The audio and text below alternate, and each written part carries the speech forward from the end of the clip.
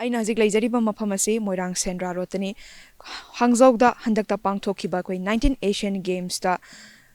ꯃꯣꯏꯔꯥꯡ ꯁꯦꯟꯗ꯭ꯔꯥ ꯔꯣꯗꯇꯒꯤ ꯁꯂꯥꯝ ꯁꯨꯅꯤꯜ ꯁꯤꯡꯅ bronze medal ꯐꯪꯂꯛꯇꯨꯅ ꯃꯅꯤꯄꯨꯔꯒꯤ ꯃꯥꯏ ꯄꯨꯔꯛꯇꯨꯅ ꯃꯥꯏ ꯄꯥꯛꯄ ꯉꯝꯈ꯭ꯔꯦ ꯃꯁꯤꯒꯤ ꯃꯇꯥꯡꯗ ꯑꯩꯈꯣꯏꯅ ꯁꯂꯥꯝ ꯁꯨꯅꯤꯜ ꯁꯤꯡꯒꯤ ꯁꯥꯟꯅ ꯈꯣꯠꯅꯕꯒꯤ ꯂꯝꯕꯤꯗ ꯃꯇꯧ ꯀꯔꯝꯅ ꯍꯧꯔꯛꯈꯤꯕ ꯑꯃꯗꯤ ꯀꯅꯥ ꯀꯅꯥꯒꯤ ꯁꯄꯣꯔꯠ ꯐꯪꯂꯛꯈꯤꯕ ꯃꯍꯥꯛꯀꯤ ꯍꯧꯔꯛꯄ ꯃꯃꯥ ꯃꯄꯥꯒ ꯎꯅꯖꯗꯨꯅ ꯏꯃꯨꯡ ꯃꯅꯨꯡꯒ ꯎꯅꯖꯗꯨꯅ ꯑꯃꯗꯤ ꯃꯍꯥꯛꯀꯤ ꯁꯥꯟꯅꯕꯒꯤ ꯀꯣꯆꯀ ꯎꯅꯖꯗꯨꯅ ꯑꯩꯈꯣꯏ ꯃꯇꯧ ꯀꯔꯝꯅ ꯁꯂꯥꯝ ꯁꯨꯅꯤꯜ ꯁꯤꯡ ꯑꯁꯤ ꯁꯥꯟꯅꯕꯒꯤ ꯂꯝꯕꯤꯗ ꯃꯥꯏ ꯄꯥꯛꯄ ꯉꯝꯂꯛꯈꯤꯕ ꯀꯔꯤ ꯀꯔꯤ ꯍꯣꯠꯅꯔꯛꯈꯤꯕ ꯍꯥꯏꯕꯗꯨꯒꯤ ꯃꯇꯥꯡꯗ ꯏꯂꯤꯠ ꯇꯤꯚꯤꯒ ꯑꯈꯟꯅꯅ ꯎꯅꯖꯕꯒꯤ ꯄꯥꯎꯗꯝ ꯑꯗꯨ ꯃꯌꯥꯝ ꯄꯨꯟꯅꯃꯛ ꯃꯤꯠꯌꯦꯡ ꯇꯥꯃꯤꯟꯅꯁꯤ ꯑꯩ ꯍꯧꯕꯗꯩꯗꯤ ꯇꯝꯗꯦ ꯀ꯭ꯂꯥꯁ 7ꯗꯒꯤ ꯇꯝꯃꯛꯄ ꯗꯤꯂꯤꯖꯟꯗ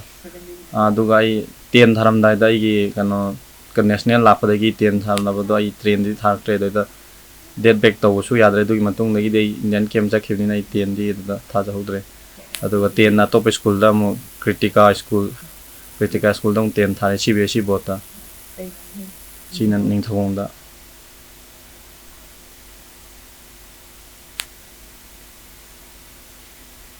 ꯁꯨꯅꯤꯜꯒꯤ ꯍꯦꯛ ꯁꯥꯟꯅꯕ ꯍꯧꯔꯛꯄ ꯆꯍꯤꯁꯦ ꯀꯔꯤ ꯑꯍꯥꯟꯕꯗ ꯁꯨꯅꯤꯜꯒꯤ ꯄꯥꯝꯖꯔꯝꯕ ꯃꯁꯥꯟꯅꯁꯤ ꯀꯔꯤ ꯑꯣꯏꯕꯤꯗꯣꯏꯅꯣ ꯑꯗꯨꯒ ꯍꯦꯛ ꯍꯧꯔꯛꯄꯗꯒꯤ ꯀꯔꯝꯕ ꯆꯍꯤꯗꯒꯤ ꯏꯁꯥꯅ ꯁꯥꯟꯅꯕꯒꯤ ꯂꯝꯕꯤꯁꯤꯗ ꯆꯪꯕ ꯈꯣꯡ ꯊꯥꯡꯖꯤꯜꯂꯛꯄ ꯍꯧꯈꯤꯕꯒꯦ ꯍꯥꯏꯕꯗꯣ ꯑꯗꯨꯒꯤ ꯃꯇꯥꯡꯗ ꯍꯥꯏꯕꯤꯌꯨ ꯑꯗꯨꯝ ꯑꯩꯒꯤ ꯁꯥꯟꯅꯕ ꯑꯄꯥꯝꯕꯁꯦ ꯑꯗꯨꯝ ꯒꯦꯝ ꯈꯨꯗꯤꯡꯃꯛꯇꯤ ꯂꯣꯏ ꯁꯥꯟꯅꯔꯦ ꯁꯤꯅ ꯑꯄꯥꯝꯕꯅꯤꯃꯛꯇꯤꯗꯤ ꯍꯥꯏꯔꯛꯇꯦ ꯍꯥꯏꯕ ꯇꯥꯔꯦ ꯑꯗꯨꯒ ꯑꯗꯨ ꯁꯥꯟꯅꯐꯝꯁꯤ ꯑꯩꯒꯤ ꯃꯥꯡꯗ ꯂꯩꯕꯅꯤꯅ ꯃꯌꯥꯝꯒꯤ ꯅꯦꯁꯅꯦꯜ ꯆꯠꯂꯨꯔꯒ ꯍꯜꯂꯛꯄ ꯑꯗꯒꯤ ꯅꯦꯁꯅꯦꯜꯒꯤ ꯃꯦꯗꯜ ꯂꯧꯔꯒ ꯃꯌꯥꯝꯅ ꯑꯩꯈꯣꯏꯒꯤ ꯏꯌꯥꯝꯕꯁꯤꯡ ꯑꯍꯟꯁꯤꯡꯗꯨꯅꯒ ꯂꯥꯛꯄꯒꯤ ꯃꯑꯣꯡ ꯎꯕꯗ ꯑꯩꯉꯣꯟꯗꯁꯨ ꯌꯥꯝ ꯄꯥꯝꯖꯕ ꯇꯥꯔꯦ ꯒꯦꯝꯁꯦ ꯑꯩꯅ ꯑꯇꯣꯞꯄ ꯆꯠꯂꯨꯔꯒꯁꯨ ꯁꯥꯟꯅꯕ ꯉꯝꯗꯕꯅꯤꯅ ꯑꯩꯈꯣꯏꯒꯤ ꯑꯣꯏꯅꯗꯤ ꯍꯦꯛ ꯌꯨꯝ ꯃꯃꯥꯡꯗ ꯁꯥꯟꯅꯐꯝꯁꯦ ꯂꯩꯕꯅꯤꯅ ꯐꯣꯀꯁꯁꯦ ꯑꯁꯤꯗ ꯑꯣꯏꯅ ꯈꯟꯖꯔꯦ ꯍꯥꯏꯇꯥꯔꯦ ꯁꯥꯟꯅꯐꯝꯁꯦ ꯃꯁꯥꯟꯅꯗꯤ ꯑꯃꯗ ꯑꯗꯨꯝ ꯍꯦꯛꯇ ꯁꯥꯟꯅꯔꯛꯄ ꯆꯍꯤ ꯁꯤꯒꯤ ꯒꯦꯝꯁꯤꯗ ꯂꯥꯛꯄꯗꯨꯅ 2013ꯗꯒꯤ ꯂꯥꯛꯄ ꯑꯗꯨꯒ ꯃꯁꯥꯟꯅꯁꯦ ꯑꯗꯨꯝ ꯀꯩꯅꯣꯒꯨꯝꯕ ꯁꯥꯟꯅꯔꯛꯄ ꯍꯥꯏꯇꯥꯔꯦ ꯁ꯭ꯀꯨꯜ ꯇꯝꯃꯤꯉꯩꯗ ꯕꯥꯜ ꯕꯤꯗ꯭ꯌꯥꯃꯗꯩ ꯇꯝꯃꯤꯉꯩꯗ ꯁꯨꯝ ꯑꯇꯣꯞꯄ ꯒꯦꯝ ꯁꯨꯝ ꯁ꯭ꯄꯣꯔꯠꯁ ꯀꯥꯔꯤꯀꯨꯂꯝ ꯑꯣꯏꯅ ꯁꯨꯝ ꯌꯥꯎꯔꯛꯄ ꯍꯥꯏꯇꯥꯔꯦ ꯑꯦꯊꯂꯦꯇꯤꯛꯀꯨꯝꯕ ꯑꯗꯒꯤ ꯑꯥꯔꯝ ꯔꯦꯁꯂꯤꯡ ꯁꯤꯅ ꯈꯔ ꯍꯦꯟꯅ ꯁꯥꯟꯅꯔꯦ ꯍꯥꯏꯇꯥꯔꯦ Canoe Sprintꯁꯤꯅ 2013 13 ꯑꯗꯨ ꯁꯤꯒꯤ ꯑꯍꯥꯟꯕ ꯃꯦꯗꯜ ꯐꯪꯈꯤꯕ ꯆꯍꯤꯁꯦ ꯀꯔꯝꯕꯗ 14ꯒꯤ ꯖꯅꯋꯥꯔꯤꯗ ꯚꯣꯄꯥꯜꯗ ꯅꯦꯁꯅꯦꯜ ꯇꯧꯕꯗ ꯁꯕ ꯖꯨꯅꯤꯌꯔ ꯖꯅꯋꯥꯔꯤ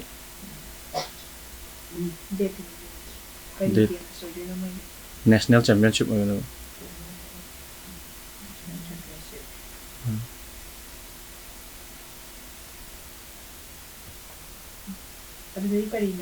ꯑꯗꯩꯗꯨꯗ ꯑꯩ ꯖꯨꯅꯤꯌꯔꯗꯅ ꯁꯤꯜꯚꯔ ꯁꯕ ꯖꯨꯅꯤꯌꯔꯗꯅ ꯁꯤꯜꯚꯔ ꯑꯃꯒ ꯕ꯭ꯔꯣꯟꯖ ꯑꯃꯒ ꯑꯗꯨꯒ ꯁꯦꯅꯤꯌꯔꯗꯅ ꯑꯗꯨꯗꯁꯨ ꯑꯗꯨ ꯆꯍꯤꯗꯨꯗꯤ ꯑꯗꯨꯝ ꯁꯦꯅꯤꯌꯔꯁꯨ ꯂꯣꯏ ꯁꯥꯟꯅꯖꯩ ꯇꯥꯔꯦ ꯁꯦꯅꯤꯌꯔꯗꯅ 4th ꯄꯣꯖꯤꯁꯟ ꯇꯧꯍꯧꯕ ꯑꯗꯨꯒ ꯑꯣꯜꯂꯛꯄ ꯆꯍꯤ ꯅꯦꯁꯅꯦꯜ ꯒꯦꯝꯗ ꯑꯩ ꯃꯅꯤꯄꯨꯔꯒꯤ ꯑꯣꯏꯅ ꯑꯔꯣꯏꯕ ꯑꯣꯏꯅ ꯁꯥꯟꯅꯖꯕꯅꯤ ꯍꯥꯏꯇꯥꯔꯦ ꯁꯤꯒꯤ ꯃꯇꯨꯡꯗꯗꯤ ꯀꯩ ꯃꯦꯗꯜ ꯐꯪꯕꯤꯒꯦ 2013ꯒꯤ ꯃꯇꯨꯡꯗꯗꯤ 13ꯗꯒꯤ ꯃꯇꯨꯡꯗ ꯑꯗꯨꯒꯤ ꯃꯇꯨꯡꯗ ꯑꯩ 15 ꯐꯛꯇꯤ ꯏꯟꯇꯔꯅꯦꯁꯅꯦꯜ ꯇꯨꯔ ꯆꯠꯇ꯭ꯔꯦ ꯍꯥꯏꯇꯥꯔꯦ ꯃꯇꯝꯗꯨꯗ ꯑꯩꯉꯣꯟꯗ ꯁꯣꯔꯇꯦꯖ ꯌꯥꯝ ꯑꯣꯏꯈꯤꯕ ꯄꯩꯁꯥꯒꯤ ꯑꯗꯨꯅ ꯑꯩ ꯄꯥꯁꯄꯣꯔꯠ ꯁꯥꯕꯗꯣ ꯈꯤꯇꯪ ꯐꯔꯛ ꯇꯥꯈꯤꯕꯗꯒꯤ ꯆꯠꯈꯤꯗꯦ ꯖꯨꯅꯤꯌꯔ ꯅꯝꯕꯔ ꯑꯣꯏꯔꯒꯁꯨ ꯄꯥꯁꯄꯣꯔꯠꯇꯣ ꯂꯩꯇꯕꯅꯤꯅ ꯑꯩꯉꯣꯟꯗ ꯑꯦꯁꯤꯌꯥꯟ ꯆꯦꯝꯄꯤꯌꯟꯁꯤꯞꯇ ꯁꯦꯂꯦꯛꯁꯟ ꯇꯧꯔꯒꯁꯨ ꯑꯟꯗꯔ 23 ꯋꯥꯔꯜड ꯆꯦꯝꯄꯤꯌꯟꯁꯤꯞ ꯁꯦꯂꯦꯛꯁꯟ ꯇꯧꯔꯒꯁꯨ ꯄꯥꯁꯄꯣꯔꯠꯇꯣ ꯏꯟꯀꯝꯄ꯭ꯂꯤꯠ ꯑꯣꯏꯕꯅꯤꯅ ꯑꯩꯉꯣꯟꯗ ꯈꯔ ꯐꯔꯛ ꯇꯥꯈꯤꯕ 2015ꯗꯀꯣ 15 ꯑꯦꯁꯤꯌꯥꯟ ꯆꯦꯝꯄꯤꯌꯟꯁꯤꯞ ꯑꯦꯁꯤꯌꯥꯟ ꯆꯦꯝꯄꯤꯌꯟꯁꯤꯞꯇ ꯁꯦꯂꯦꯛꯁꯟ ꯇꯧꯕ ꯑꯗꯨꯕꯨ ꯄꯥꯁꯄꯣꯔꯠꯇꯣ ꯅꯪꯈꯤꯗꯕꯗꯒꯤ ꯄꯥꯁꯄꯣꯔꯠ ꯁꯥꯕꯗ ꯈꯔ ꯁꯣꯔꯇꯦꯖ ꯈꯔ ꯑꯣꯏꯈꯤꯕꯗꯒꯤ ꯆꯠꯍꯧꯗꯕ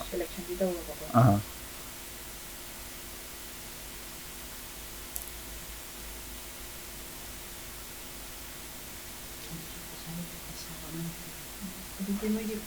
ꯑꯗꯨ ꯃꯇꯝꯗ ꯃꯣꯏꯒꯤ ꯁꯤꯒꯤ ꯄꯩꯁꯥ ꯂꯩꯇꯦꯅ ꯍꯥꯏꯕꯒꯤꯁꯦ ꯀꯔꯤ ꯃꯣꯏꯗꯒꯤ ꯍꯥꯏꯕꯤꯈꯤꯕ꯭ꯔꯥ ꯍꯥꯏꯔꯒꯁꯨ ꯈꯨꯗꯣꯡꯆꯥꯕꯗꯤ ꯄꯤꯕꯤꯔꯛꯑꯦ ꯑꯗꯨꯕꯨ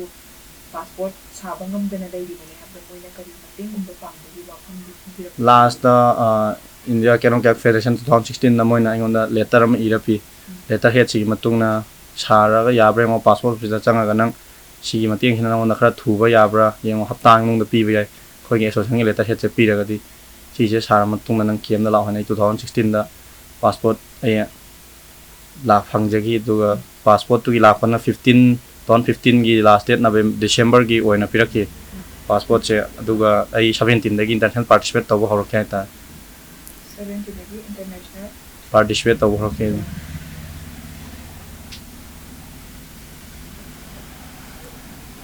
ꯀꯩꯀꯩ ꯂꯝꯗꯗꯤ ꯑꯍꯥꯟꯕꯗ ꯁꯥꯟꯅꯕꯁꯦ ꯑꯩ ꯀꯩꯅꯣꯗ ꯍꯪꯒꯔꯤꯗ ꯋꯥꯔꯜ ꯀꯞ ꯁꯥꯟꯅꯔꯦ World Cup du mathang da dum Serbia da mo World Cup amu Serbia da sanajare adu hek halappa adu da di medal longte World Cup ni na semi final di noin changi semi final chang mong amakta ba adu ga 17 to da khoi October da Asian Championship China da tawe Shanghai da dai na bronze ani lobo ngam jarakhi Canoe Sprint da 18 Asian Games ai ngon da sang cham wang ha ta medal gi sang se du bu khaitang soi ba hai gadra khoi ki coaches ki khaitang adu ga Manipur gi federation du matam da kha son ba tam da ise kanoda army da laita kanoda gi imum da gi somda backup se lak tramni na social da ju support phang tamina army da join tawe 17 da adu gi support tor matung da army gi support loina na aina Asian Game da yaw phang mane yaw matung da ina medal se adu da mayam na su medal se lawgone han leba adu da khoi gi coaches tang coach an ai gi hana talak po coach sin to khra ga no ko sam ob da event che ona ki da gi ai medal che do di lofong am de du taruk su bokti ta hoya du su ai gi partner do naram draga di amu medal do chang he lega do ba da competition no wani da hing da ma favor to raga no nga laga hi thobu ju khoi gi power se phang da bida hi da balance ti leraga power yaw da bida da gi ai taruk su ba ta jo ha ta 19 da mu mu che da Bhopal Indiana horse waraga open international championship aina world gi country trimpan ga toroga si India da sinjaki country trimpan da sidai ina mu goal mari lahu ba te maka covid ta padagi Indian team phana kuina tharo de team tharo da matung da 2019 da mu thai 19 da han boina world championship ta khoina final b tharo matung da su covid ki matung da khoi 19 da world championship ma Germany ja sanaramba world cup mammo Germany da pangthok pasina han boina final e thoroga India gi han boina khoina 200 meter da tare chuba tarakhi tare adagi du gi mathang da amu world championship ta amu 13 position tarakwa 19 da dum mathang da covid ki dagi team thar India team che tharak ta da 2022 da amu tharakwa 22 da Asian Championship Thailand da sanajaki adai dai mari suba manga suba amadi taruk suba ta hogi mitar homokta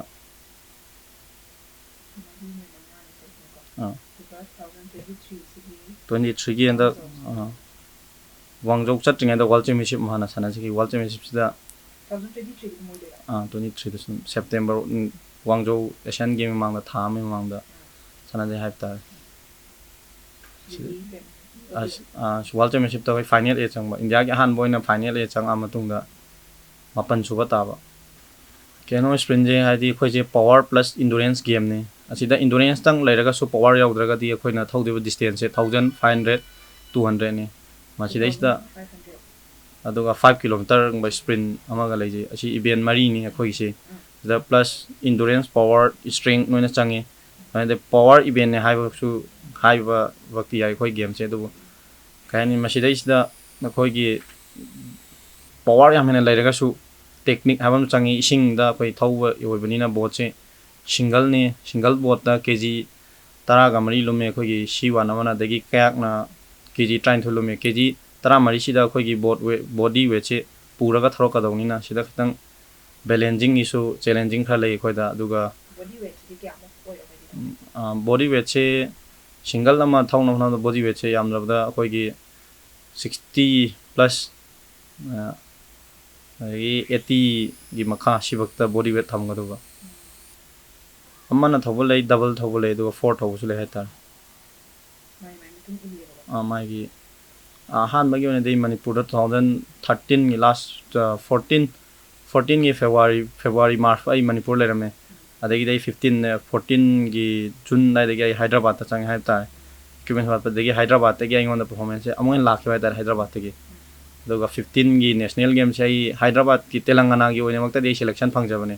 adu goina Manipur gi dangta sana jagi haiduna 15 gi Manipur gi dangta lakhi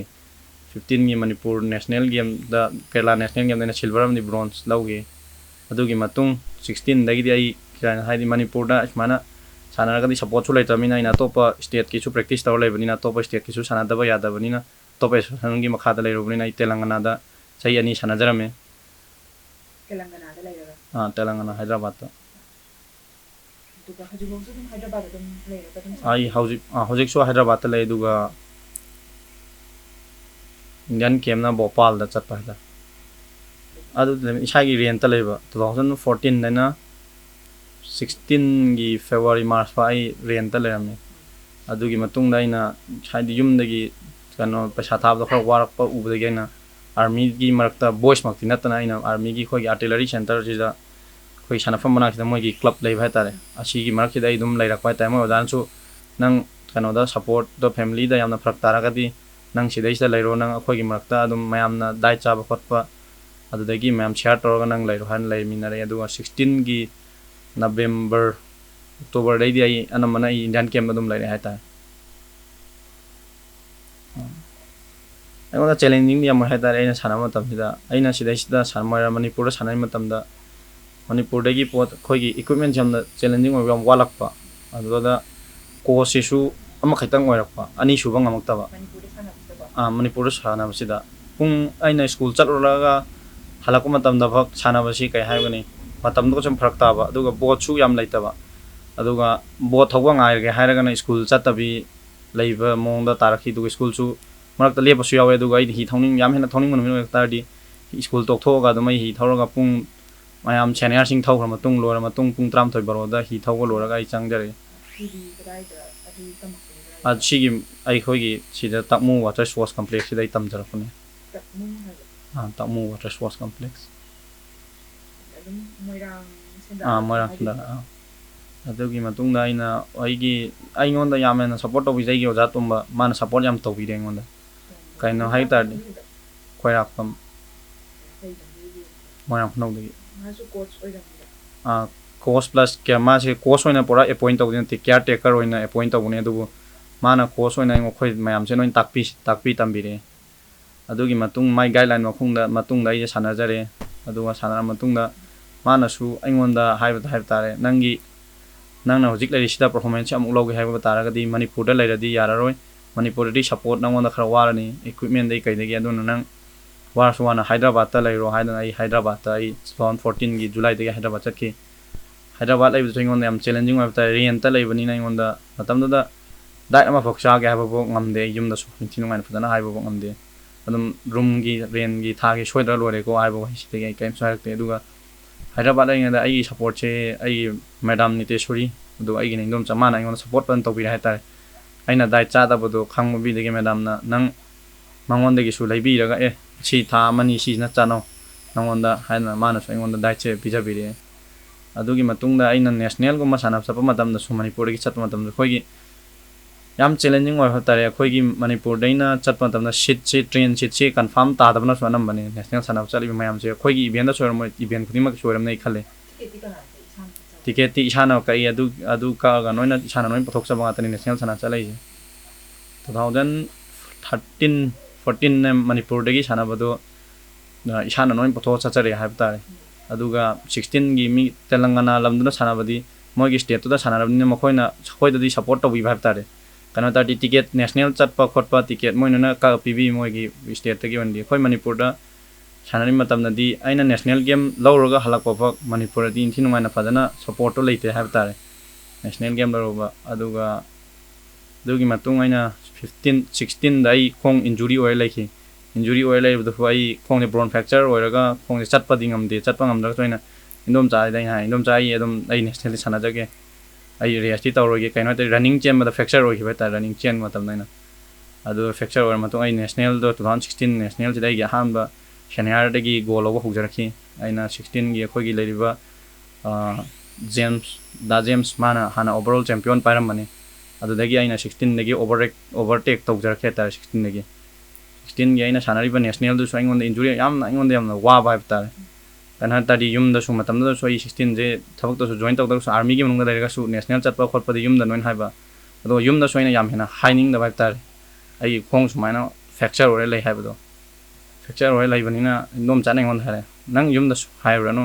fracture ore banina nang gi hujuki oi ba treatment di ma potho ge aduga tawraga chatlo na ngon hai ba tar Hyderabad ta practice to ringa o gi ba tar aina running chain da running chain da running shoes to khitang ai khitang bhat khitab to daina shoigiba da ge da fracture hoi like national do ai ngona du national do ngona yam patan owa ki duga andak ki Asian games da so ngona yam wa bha tari hojik so ngona ai ngona hamstring injury oi ai ta hamstring je doctor nan di ngona matam khara rest to habne duga ina support lawraga taping to raga ficho gi mating na ai si ge Asian games joy medal lo ngam jabane abadi 18 na shoi gram ni na mayamna aingonda thajaba thami je federation amadi Indian Army madi Manipur pun mona thajaba thami je yang ta di loge ko haduna aingonda challenging oina 18 gi Asian games joy mana medal lo ngam jake Manipur gi na mana players sing je laitaba na ana mani laitara na adu ningan na balaitana ai khoi na si sanani na changa kram ni na simang na aina honor ga sibak te mai pake mai pang na ba adi sanaba sida aina laitare haduna ngasi wakhan pixel la lairaga di aingonda kona aingonda thajaba imai phana madi lekaina thajaraga aingonda thamini ko sida aina kaimba sumaina sida leiraga aina thado tar di suk wana sonaraga lekai mayamna su aingonda mana thanai bu di sumaina lekhai le ma kaimda kanaroi ko haibaga si dum haina ba ngatane Manipurina adugi ninghanna ba tungoinaraga haidi aina mangna phangdraga su atopa du yenga khoina tawbang ami ko isu ka da winga moidena hairaga ai sanabadi level ningde kana hona ningi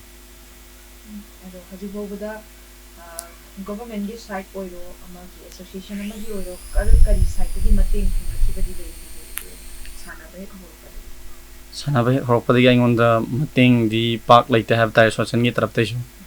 2015 gi national game tawraba matung adugi ashanti phangjabaduna aina leriba yumgi ingon su adu tai leijaw pune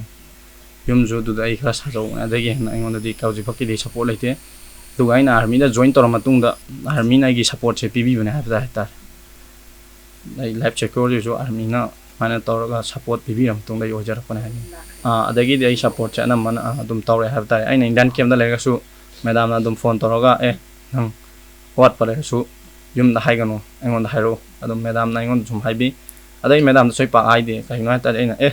ngamni na lakram ni na madam da ai yada matam dai haijage na madam da yadra kanda ai hai du madam na di aina hairak tre khangni na topa leri ba khogi team coach india team pai do coach to madam dai di junior su oi bi yawe madam na coach oina lak choy do lak to matam na di atopa junior coach ta hangaga mai do smaina wat pra kai equipment wale have to adu da hanga matung da mana hu ingonda nang hai traga su ai nang i madam hai khramni nang i madam da sida sina khamne do madam de ki dum lawen ai mating adum madam tengon fan pang bi na have ta equipment ji sana equipment che pedal si di anam mana lei have ta pedal si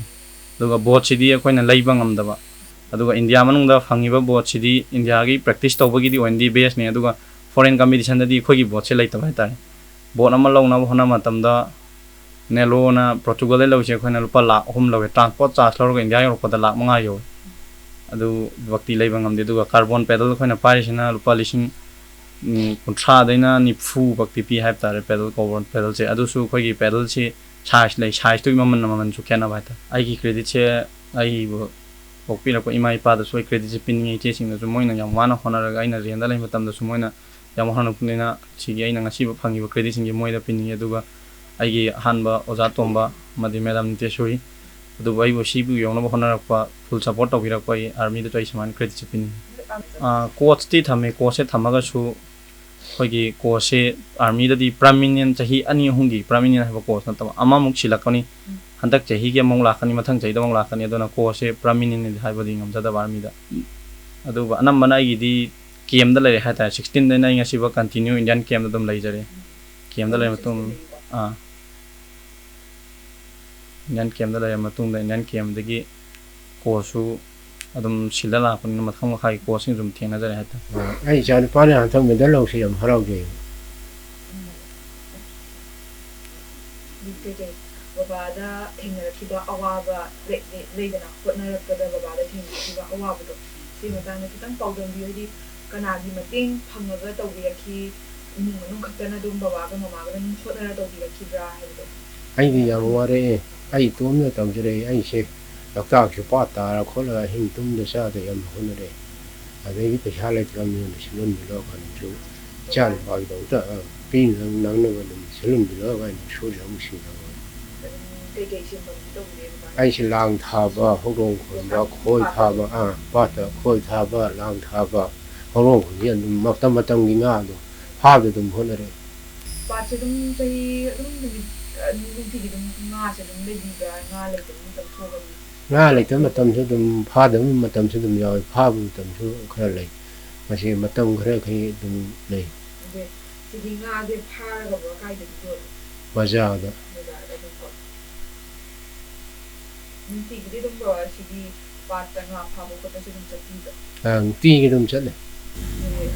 ꯕꯕꯥꯅ ꯅꯣꯡꯃꯗ ꯐꯥꯈꯤꯕ ꯄꯣꯠꯁꯦ ꯀꯌꯥꯃꯨꯛꯇꯤ ꯐꯪꯉꯤ ꯕꯕꯥꯅ ꯅꯣꯡꯃꯒꯤ ꯂꯨꯄꯥ 300-400 ꯐꯪꯕ ꯑꯗꯩ ꯆꯥꯝꯃꯗ ꯐꯪꯕꯁꯨ ꯌꯥꯎꯏ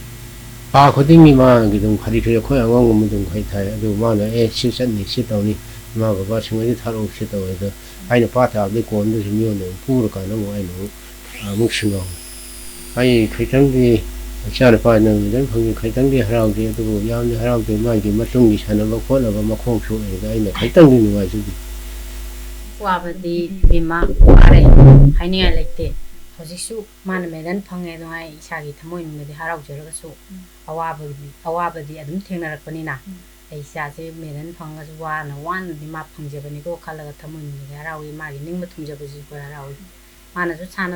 ꯁꯥꯟꯅꯖꯕꯁꯤꯗ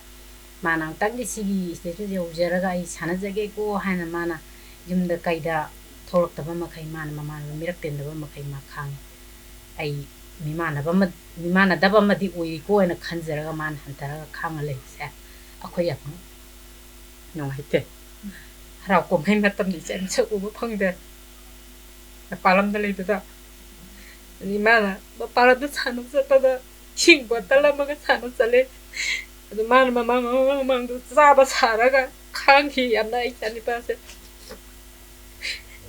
ꯍꯥꯏꯗꯣꯛꯄꯁꯨ ꯃꯤꯅ ꯀꯔꯤ ꯍꯥꯏꯈꯤꯗꯒꯦ ꯈꯜꯂꯒ ꯃꯥ ꯌꯥꯝꯅ ꯋꯥꯈꯤ ꯑꯗꯨꯅ ꯆꯍꯤ ꯁꯨꯛ ꯁꯥꯡꯕꯁꯦ ꯌꯨꯝꯁꯦ ꯁꯥꯕꯗꯒꯤ ꯃꯥ ꯊꯥ ꯑꯃꯐꯥꯎ ꯌꯨꯝꯗ ꯂꯩꯇꯦ ꯑꯩ ꯃꯤꯃꯥꯟꯅꯕꯗꯤ ꯏꯃꯥ ꯑꯩ ꯃꯇꯝꯗ ꯂꯩ ꯃꯄꯥꯟ ꯂꯝꯗ ꯂꯩꯈꯤꯒꯦ ꯑꯩꯅ ꯃꯥꯅ ꯌꯥꯝꯅ ꯀꯞꯄꯤ ꯃꯐꯨꯔꯤꯠ ꯑꯅꯤ ꯁꯨꯅ ꯁꯦꯠꯇꯦ ꯃꯥꯒ ꯕꯕꯥꯒ ꯑꯃꯨꯛꯇꯪꯗꯤ ꯀꯩꯅꯣ ꯇꯧꯈꯣꯀꯣ ꯍꯥꯏꯅ ꯈꯜꯂꯒ ꯃꯥ ꯌꯥꯝꯅ ꯑꯩꯈꯣꯏꯒꯤ ꯈꯜꯂꯒ ꯃꯥ ꯈꯗꯥꯡ ꯆꯤꯛꯑꯒ ꯃꯥ ꯃꯄꯥꯟ ꯂꯝꯗ ꯁꯥꯟꯅꯔꯛꯄꯅꯦ ꯑꯗꯨ ꯏꯅꯥꯎꯅꯨꯄꯤꯁꯤꯅꯁꯨ ꯑꯩꯈꯣꯏꯅ ꯃꯄꯥꯟ ꯂꯝꯒꯤ ꯃꯤꯁꯤꯡꯁꯤ ꯏꯃꯥꯅ ꯄꯣꯛꯄꯗꯁꯨ ꯈꯪꯗꯕꯅꯤꯀꯣ ꯍꯥꯏꯅ ꯑꯩꯈꯣꯏ ꯏꯅꯥꯎꯅꯨꯄꯤ ꯅꯤꯇꯦꯁꯣꯔꯤꯁꯤꯗ ꯑꯩꯈꯣꯏꯅ ꯁꯤꯗꯩ ꯏꯕꯦꯝꯃ ꯃꯆꯥꯁꯤ ꯏꯟꯈꯠꯂꯛꯄꯗ ꯃꯅꯤꯡ ꯊꯨꯡꯗꯕꯅꯤ ꯅꯪꯅ ꯈꯤꯇꯪꯗꯤ ꯀꯩꯅꯣ ꯇꯧꯕꯤꯌꯨ ꯍꯥꯏꯕꯗꯒꯤ ꯃꯥꯅꯁꯨ ꯌꯥꯝ ꯐꯖꯅ ꯑꯩ ꯏꯆꯥꯅꯨꯄꯥꯁꯦ ꯍꯣꯠꯅꯕꯤ ꯍꯥꯏꯅꯤꯡꯉꯥꯏ ꯂꯩꯇꯦ ꯃꯤꯅꯗꯤ ꯅꯤꯇꯦꯁꯣꯔꯤꯁꯦ ꯃꯅꯥꯛꯇ ꯂꯩꯕꯗ ꯑꯉꯥꯡ ꯁꯨꯃꯥꯏꯅ ꯇꯧꯏ ꯁꯨꯝ ꯇꯧꯋꯦꯅ ꯍꯥꯏ ꯑꯗꯨ ꯑꯩ ꯏꯆꯥꯒꯤ ꯃꯐꯝꯗꯗꯤ ꯀꯔꯤꯒꯨꯝꯕ ꯑꯃ ꯑꯩꯒꯤ ꯑꯃꯛ ꯃꯥꯅ ꯇꯧꯈꯤꯕ ꯂꯩꯇꯦ ꯉꯁꯤꯐꯥꯎꯁꯨ ꯇꯧꯈꯤꯕ ꯂꯩꯇꯦ ꯃꯥꯅ ꯃꯤꯒꯤꯗ ꯊꯤꯅ ꯉꯥꯡꯈ꯭ꯔꯁꯨ ꯑꯩ ꯏꯆꯥꯗ ꯃꯥꯅ ꯉꯥꯡꯉꯦ ꯍꯥꯏꯕꯁꯨ ꯑꯩꯈꯣꯏ ꯇꯥꯈꯤꯕ ꯂꯩꯇꯦ ꯑꯗꯒꯤ ꯃꯥꯅꯁꯨ ꯃꯤ ꯃꯆꯥꯗ ꯉꯥꯡꯈ꯭ꯔꯦ ꯍꯥꯏꯕꯒꯤ ꯀꯩꯅꯣ ꯇꯧꯈꯤꯕꯁꯨ ꯑꯩꯈꯣꯏ ꯇꯥꯈꯤꯕꯁꯨ ꯂꯩꯇꯦ ꯃꯥꯒꯤ ꯋꯥꯈꯜꯁꯤꯗꯀꯣ ꯑꯩꯈꯣꯏ ꯌꯥꯝꯅ ꯃꯥꯒꯤ ꯃꯄꯥꯟꯗꯒꯤꯁꯨ ꯑꯩ ꯏꯆꯥꯁꯦ ꯃꯄꯥꯟ ꯂꯝꯗ ꯀꯩꯅꯣ ꯇꯧꯕꯁꯤ ꯉꯝꯖꯔꯛꯄꯅꯦ ꯑꯩꯈꯣꯏ ꯃꯥꯅ ꯃꯦꯗꯜ ꯐꯪꯕꯒꯤ ꯍꯥꯏꯔꯗꯤ ꯍꯔꯥꯎꯏ ꯀꯞꯁꯨ ꯀꯞꯄꯤ ꯃꯥꯅ ꯃꯦꯗꯜ ꯐꯪꯉꯒ ꯀꯥꯈꯠꯂꯛꯑꯀꯥꯟꯗ ꯏꯃꯥ ꯑꯩꯁꯤ ꯐꯪꯉꯦꯅ ꯍꯥꯏꯔꯛꯄꯁꯦ ꯀꯞꯄꯤ ꯏꯃꯥꯏꯁꯦ ꯑꯩꯈꯣꯏ ꯌꯨꯝꯗ ꯑꯣ ꯉꯁꯤꯗꯤ ꯅꯈꯣꯏ ꯃꯅꯤꯡ ꯊꯨꯡꯈꯔꯦ ꯍꯥꯏꯔꯒ ꯈꯜꯂꯒ ꯑꯩꯈꯣই ꯌꯥꯝ ꯀꯞꯄꯦ ꯌꯨꯝꯗ ꯑꯗꯣ ꯃꯥ ꯁꯤꯕꯛ ꯊꯣꯛꯂꯛꯑꯣꯏꯗꯣꯏ ꯇꯧꯋꯦ ꯌꯨꯝꯗ ꯑꯗꯨꯕꯨ ꯏꯆꯥꯇꯣ ꯃꯥ ꯅꯪ ꯑꯃꯨꯛꯇꯪꯗꯤ ꯊꯣꯛꯂꯛꯀꯣ ꯆꯍꯤ 3-4 ꯍꯥꯏꯔꯁꯨꯗ ꯅꯪ ꯅꯁꯛ ꯎꯗꯦ ꯊꯣꯛꯂꯛꯎꯅꯦ ꯅꯣꯡꯃ ꯈꯛꯇꯁꯨ ꯏꯃꯥ ꯅꯪ ꯅꯁꯛꯇꯨ ꯎꯔꯒꯦ ꯊꯣꯛꯂꯛꯑꯣ ꯍꯥꯏꯗꯅ ꯃꯥ ꯍꯥꯏꯕꯗꯒꯤ ꯊꯣꯛꯂꯛꯄꯅꯦ ꯃꯥ ꯃꯤꯃꯥꯟꯅꯗꯕ ꯑꯃ ꯑꯣꯏꯔꯤ ꯍꯥꯏꯕꯒꯤ ꯃꯈꯥ ꯄꯣꯜꯂꯒ ꯃꯥꯅ ꯃꯃꯥꯟꯅꯕ ꯀꯨꯝꯍꯩ ꯅꯨꯡꯃꯩ ꯀꯔꯤꯝ ꯌꯥꯎꯗꯦ ꯃꯥꯅ ꯍꯧꯖꯤꯛꯐꯥꯎ ꯈꯥꯡꯉꯒ ꯂꯩꯔꯤꯁꯦ ꯃꯗꯣ ꯄꯣꯛꯄꯅꯤꯅ ꯑꯩꯈꯣꯏꯅꯁꯨ ꯃꯤ ꯃꯔꯝꯗ ꯂꯩꯔꯒ ꯃꯥ ꯃꯗꯣ ꯀꯩꯗꯧꯔꯝꯒꯗꯒꯦ ꯈꯟꯕꯗ ꯑꯩꯈꯣꯏꯁꯨ ꯑꯍꯤꯡ ꯀꯌꯥ ꯇꯨꯝꯗꯦ ꯅꯨꯡꯊꯤꯜ ꯀꯌꯥ ꯇꯨꯝꯈꯤꯗꯦ ꯃꯆꯦꯁꯤꯡꯁꯤꯅꯁꯨ ꯀꯔꯤ ꯇꯧꯔꯝꯒꯅꯤ ꯅꯣꯡꯃꯩ ꯃꯄꯥꯎ ꯇꯥꯗ꯭ꯔꯗꯤ ꯏꯃꯥꯅ ꯂꯩꯕ ꯉꯝꯈꯤꯗꯕ ꯃꯇꯥꯡ ꯌꯥꯝ ꯌꯥꯎꯏ ꯏꯕꯦꯝꯃ ꯑꯩ ꯏꯆꯥꯅ ꯆꯠꯄꯁꯦ ꯍꯥꯏꯅꯤꯡꯉꯥꯏ ꯂꯩꯇꯦ ꯌꯨꯝꯗ ꯃꯊꯛꯇ ꯃꯆꯦ 2 ꯃꯈꯥꯗ ꯃꯆꯜ ꯑꯃ ꯃꯆꯤꯟ ꯃꯅꯥꯎ 4ꯅꯦ ꯃꯥꯅ 3 ꯁꯨꯕꯅꯦ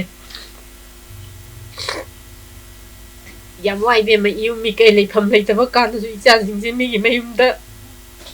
ꯇꯥꯡꯉꯒ ꯂꯩꯔꯦ ꯑꯩ ꯁꯔꯀꯥꯔꯅ ꯇꯛꯊꯣꯛꯄꯤꯈꯔꯦ ꯌꯨꯝꯗꯤ ꯂꯩꯐꯝ ꯂꯩꯇꯦ ꯆꯥꯛ ꯊꯣꯡꯕꯁꯨ ꯁꯣꯔꯣꯛ ꯃꯄꯥꯟꯗ ꯊꯣꯡꯉꯒ ꯆꯥꯔꯛꯑꯦ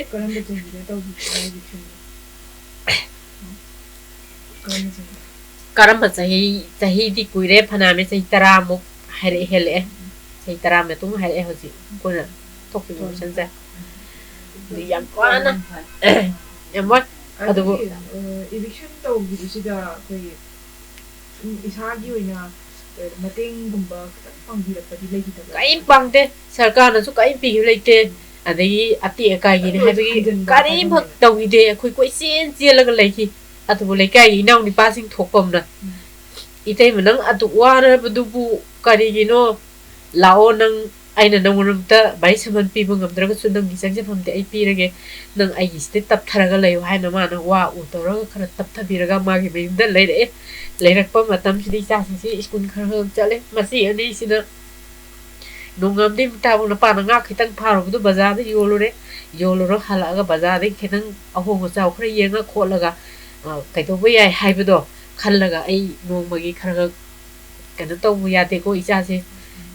ꯃꯥꯡꯕꯗꯤ ꯌꯥꯗꯦꯀꯣ ꯍꯥꯏꯅ ꯈꯜꯂꯒ ꯉꯁꯤꯐꯥꯎꯗ ꯏꯃꯥꯁꯨ ꯏꯃꯥꯟꯅꯕ ꯑꯅꯤ ꯁꯨꯅ ꯄꯨꯟꯗꯦ ꯃꯥ ꯃꯤ ꯑꯃ ꯑꯣꯏꯗ꯭ꯔꯤꯐꯥꯎꯗꯤ ꯌꯥꯗꯦꯀꯣ ꯍꯥꯏꯅ ꯃꯄꯥꯒꯤ ꯀꯔꯤꯒꯨꯝꯕ ꯑꯃꯈꯛ ꯄꯥꯡꯐꯨ ꯈꯛꯇ ꯊꯝꯕꯤꯔꯝꯗ꯭ꯔꯕꯅꯤ나 이자시수 레허러드라 칸버기 와버지 아이 그야 tumde 베마 이마 호이데 니게 tumde 아이나 tum다부데 이자니원 아니 홈진 하이 이마는 tum문에 까이기는 해 너과이 페사 타부 마tamdi 요래 나돔 자나 레람다부 마tam들 까리 오라까니 아이나 삐드라가 까리 오이히니 칸바다나 얌보아이 아이기제 tumde 아이 스밥제 바자소 tum Kharag थोए अदगी मिगी फक्सुलो लोमसु दुम यावरे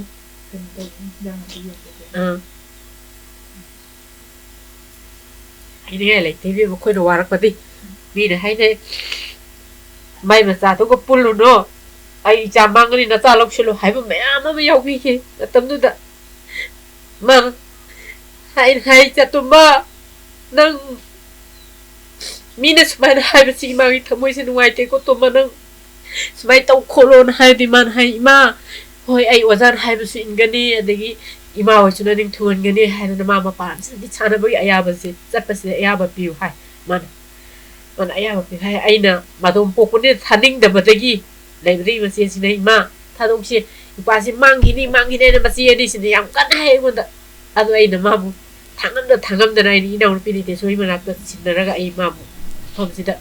थांखि बे मगासि माइ मफमदा थांबिदे गसि आई जासे मनिंगी थुंजरे ngasiꯗꯒꯤ ꯃꯃꯅꯤꯡ ꯊꯨꯡꯕ ꯍꯥꯏꯗꯣ ꯑꯣꯏꯔꯦ ꯍꯧꯖꯤꯛ ꯐꯥꯎꯕꯗ ꯏꯃꯥ ꯍꯣꯏꯗꯀꯣ ꯏꯂꯦꯛꯁꯟꯒꯤ ꯃꯇꯨꯡꯗ ꯏꯂꯦꯛꯁꯟ ꯃꯃꯥꯡꯗꯗꯤ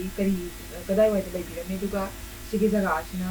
ꯀꯔꯝꯕ ꯆꯍꯤꯗ ꯍꯣꯡꯖꯟꯕꯤꯔꯦ ꯏꯚꯤꯛꯁꯟ ꯊꯣꯛꯇ꯭ꯔꯤꯉꯩꯗ ꯍꯦꯛ ꯕꯣꯜ ꯍꯥꯎꯁ ꯃꯃꯥꯡ ꯁꯥꯟꯅꯐꯝꯁꯦ ꯁꯤꯗꯩꯁꯤꯗ ꯂꯩꯔꯝꯃꯦ ꯑꯩꯈꯣꯏ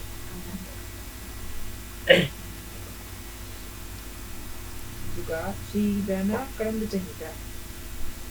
ꯍꯣꯡꯖꯟꯕꯤꯔꯦ इभिक्शन थोअबा मतुंग चही 5 गी मतुंग द खोइसी होंगलए आई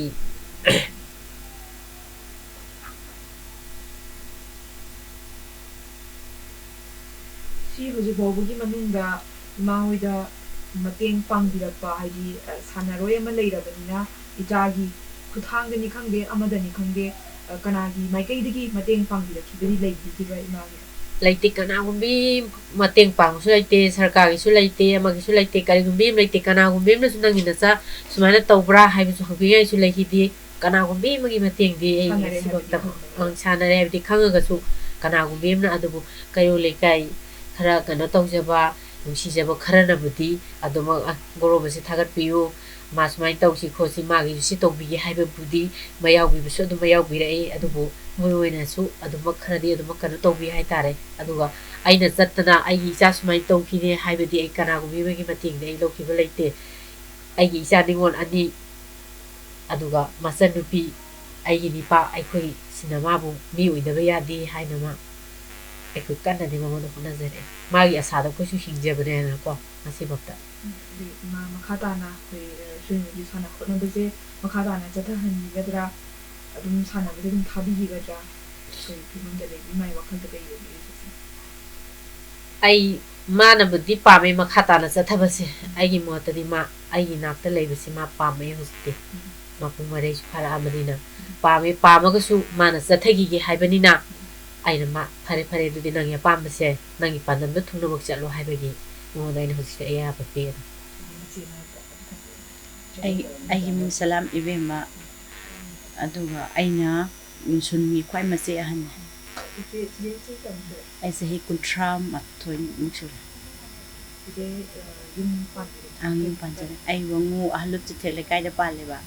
ꯑꯗꯨꯕꯨ ꯍꯧꯖꯤꯛꯀꯤ ꯑꯩ ꯌꯨꯝꯗ ꯃꯤ ꯂꯩꯇꯕꯅꯤꯅꯀꯣ ꯑꯁꯤꯗ ꯃꯤ ꯂꯩꯇꯕꯅꯤꯅꯀꯣ ꯑꯗꯨꯅ ꯑꯩꯒꯤ ꯅꯨꯄꯥꯒ ꯀꯩꯒ ꯑꯩꯁꯤꯗ ꯁꯨꯝ ꯂꯩꯔꯦ ꯍꯧꯖꯤꯛ ꯂꯥꯟꯖꯦꯟꯅꯕ ꯅꯠꯇꯦ ꯁꯤꯒꯤ ꯌꯨꯝꯁꯤꯗꯀꯣ ꯑꯩꯒꯤ ꯏꯃꯥ ꯕꯕꯥꯅ ꯏꯄꯥ ꯅꯨꯄꯥꯒꯤ ꯀꯩꯒꯨꯝꯕ ꯑꯃ ꯂꯥꯛ ꯃꯇꯝꯗ ꯃꯣꯏ ꯀꯩꯝ ꯈꯪꯗꯕ ꯂꯩꯔꯦ ꯀꯩꯒꯤ ꯃꯉꯥꯜ ꯂꯩꯇꯕꯅꯤꯅꯀꯣ ꯑꯗꯨꯅ ꯌꯨꯝꯗꯒꯤ ꯏꯕꯦꯝꯃ ꯅꯪ ꯅꯨꯄꯥ ꯑꯗꯨ ꯂꯥꯛꯑꯦ ꯑꯗꯨꯝ ꯀꯧꯕ ꯈꯣꯠꯄ ꯑꯗꯨꯝ ꯂꯩꯕꯀꯣ ꯑꯗꯨꯗ ꯑꯩꯒꯤ ꯏꯅꯦꯝꯃ ꯏꯀꯨꯁꯤꯡꯅꯁꯨ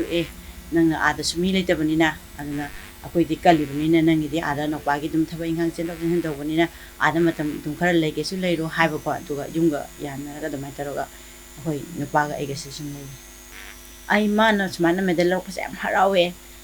ꯍꯥꯏꯕꯗꯤ ꯑꯩꯈꯣꯏꯅ ꯌꯥꯝꯅ ꯄꯤꯁꯛ ꯄꯤꯛꯉꯩꯗ ꯅꯤꯡꯖꯔꯛꯄ ꯁꯥ ꯑꯃ ꯊꯨꯡꯉꯦ ꯍꯥꯏꯕꯒꯤ ꯊꯥꯒꯠꯂꯦ ꯑꯗꯨꯕꯨ ꯑꯩ ꯑꯁꯤꯅ ꯑꯗꯨꯝ ꯄꯥꯝꯖꯔꯛꯑꯦ ꯑꯩ ꯏꯁꯥꯁꯨ ꯌꯥꯝ ꯄꯥꯝꯖꯔꯛꯑꯦ ꯑꯩ ꯕꯣꯛꯁꯤꯡ ꯌꯥꯝ ꯁꯥꯟꯅꯅꯤꯡꯉꯦ ꯃꯇꯝꯗꯨꯗꯀꯣ ꯑꯩ ꯏꯁꯥꯁꯨ ꯑꯗꯨꯕꯨ ꯑꯩꯅ ꯁꯥꯟꯅꯔꯛꯇ꯭ꯔꯒꯁꯨ ꯑꯩꯒꯤ ꯏꯄꯥꯗꯗꯤ ꯁꯥꯟꯅꯍꯟꯕꯁꯤꯗ ꯃꯥꯏ ꯄꯥꯛꯄ ꯑꯃ ꯑꯣꯏꯍꯟꯒꯦ ꯍꯥꯏꯕꯁꯦ ꯑꯩꯒꯤ ꯑꯁꯥ ꯑꯣꯏꯔꯛꯑꯦ ꯑꯗꯨꯗꯨꯅ ꯃꯥꯅ ꯉꯁꯤ ꯂꯧꯔꯤꯕ ꯃꯦꯗꯜꯁꯦ ꯑꯩ ꯌꯥꯝ ꯍꯔꯥꯎꯋꯦ ꯑꯗꯨꯅ ꯑꯩꯒꯤ ꯑꯁꯥꯗꯤ ꯏꯄꯥ ꯅꯨꯄꯥꯅ ꯑꯣꯂꯦꯝꯄꯤꯛꯀ ꯆꯠꯄꯗꯣ ꯑꯗꯨꯅꯦ ꯑꯩꯒꯤ ꯑꯁꯥꯗꯤ ꯑꯗꯨꯅ ꯁꯥꯟꯅꯕꯒꯤ ꯄꯥꯟꯗꯨꯝꯁꯨ ꯑꯗꯨꯅ ꯂꯣꯡꯒꯗꯣꯏꯅꯦ ꯑꯗꯨꯗꯨꯅ ꯃꯥꯅ ꯑꯣꯂꯦꯝꯄꯤꯛꯀ ꯁꯔꯨꯛ ꯌꯥꯏ ꯍꯥꯏꯕꯗꯨꯅ ꯑꯩꯅ ꯌꯥꯝ ꯀꯥꯅꯤꯡꯉꯤꯁꯦ ꯑꯗꯨꯅ ꯑꯩꯈꯣꯏꯅ ꯋꯥꯔꯕꯁꯨ ꯂꯩꯇ꯭ꯔꯕꯁꯨ ꯆꯔꯥ ꯅꯥꯝꯇ ꯍꯦꯜꯂꯁꯨ ꯏꯄꯥꯕꯨ ꯑꯣꯂꯦꯝꯄꯤꯛ ꯊꯥꯒꯦ ꯍꯥꯏꯕꯒꯤ ꯑꯁꯥꯗꯤ ꯂꯩꯌꯦꯕ ꯃꯉꯣꯟꯗ ꯃꯥꯒꯤ ꯀꯩꯅꯣ ꯇꯧꯗ꯭ꯔꯒꯁꯨꯀꯣ ꯃꯁꯥꯅ ꯍꯥꯏꯗꯤ ꯌꯨꯝꯒꯤ ꯑꯋꯥꯕꯁꯤ ꯎꯍꯟꯗꯕꯤꯗ ꯃꯥ ꯑꯝꯇꯪꯗꯤ ꯑꯣꯂꯦꯝꯄꯤꯛ ꯐꯥꯎ ꯁꯥꯟꯅꯍꯟꯒꯦ ꯍꯥꯏꯕꯒꯤ ꯑꯁꯥ ꯂꯩ ꯑꯩꯉꯣꯟꯗ ꯃꯥꯁꯦ ꯃꯥ ꯑꯗꯨꯝ ꯄꯤꯁꯛ ꯄꯤꯛꯏꯉꯩ ꯃꯇꯝꯗ ꯃꯥꯁꯦ ꯑꯩꯈꯣꯏꯅ ꯑꯗꯨꯝ ꯁꯦꯟꯅꯔꯛꯏ ꯏꯃꯥ ꯕꯕꯥꯅ ꯄꯥꯠꯇ ꯆꯠꯈꯤꯕ ꯃꯇꯝꯗ ꯑꯗꯒꯤ ꯏꯃꯥ ꯕꯕꯥꯗꯤ ꯑꯍꯤꯡ ꯅꯨꯡꯊꯤꯜ ꯅꯥꯏꯗꯦ ꯄꯥꯠꯇ ꯑꯗꯨꯝ ꯁꯨꯏ ꯑꯗꯒꯤ ꯅꯣꯡꯉꯥꯜꯂꯝꯗꯥꯏꯗꯁꯨ ꯏꯃꯥ ꯕꯕꯥꯗꯤ ꯏꯟꯖꯥꯎ ꯁꯣꯟꯕ ꯍꯥꯏꯅ ꯑꯗꯨꯝ ꯆꯠꯈꯤ ꯑꯗꯨꯅ ꯏꯄꯥꯁꯦ ꯑꯩꯈꯣꯏꯅ ꯄꯤꯁꯛ ꯄꯤꯛꯏꯉꯩꯗ ꯁꯦꯟꯅꯖꯔꯛꯄ ꯃꯇꯝꯗ ꯃꯥꯅ ꯄꯨꯡꯀꯛ ꯆꯥꯎꯔꯛꯄ ꯃꯇꯝꯗ ꯑꯩꯈꯣꯏ ꯌꯨꯝ ꯏꯕꯤꯛꯁꯟ ꯊꯣꯛꯈꯤꯕ ꯑꯩꯈꯣꯏꯅ ꯂꯩꯔꯤꯕ ꯂꯝꯁꯤ ꯁꯔꯀꯥꯔꯒꯤ ꯂꯝꯅꯤ ꯍꯥꯏꯕꯗꯒꯤ ꯑꯩꯈꯣꯏ ꯌꯨꯝ ꯏꯕꯤꯛꯁꯟ ꯊꯣꯛꯄ ꯃꯇꯝꯗꯨꯗ ꯑꯩꯒꯤ ꯏꯃꯥꯁꯦ ꯑꯩꯒꯤ ꯏꯃꯥ ꯑꯦꯛꯅꯣꯃꯦꯟ ꯑꯣꯏꯈꯤ ꯋꯥꯈꯜꯗ ꯑꯗꯒꯤ ꯌꯨꯝꯗꯣ ꯈꯪꯍꯧꯗꯅ ꯊꯨꯗꯦꯔꯛꯄ ꯑꯣꯏꯈꯤꯕꯒꯤ ꯑꯩꯒꯤ ꯏꯃꯥ ꯑꯦꯛꯅꯣꯃꯦꯟ ꯑꯣꯏꯈꯤ ꯑꯗꯩ ꯏꯃꯥ ꯒ꯭ꯌꯥꯟ ꯇꯥꯈꯤꯗ꯭ꯔꯦ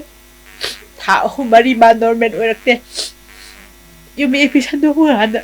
ꯃꯥꯅ ꯃꯥꯏ ꯃꯆꯥꯁꯤꯅ ꯃꯥꯅ ꯀꯧꯋꯦ ꯑꯩꯒꯤ ꯏꯆꯥꯗꯨꯅ ꯌꯨꯝꯗ ꯅꯜꯂꯝꯒꯅꯤ ꯅꯪ ꯅꯣꯏ ꯅꯨꯄꯥ ꯀꯥꯏ ꯆꯠꯈꯤꯅ ꯑꯗꯨꯝ ꯍꯪꯉꯦ ꯑꯩꯅ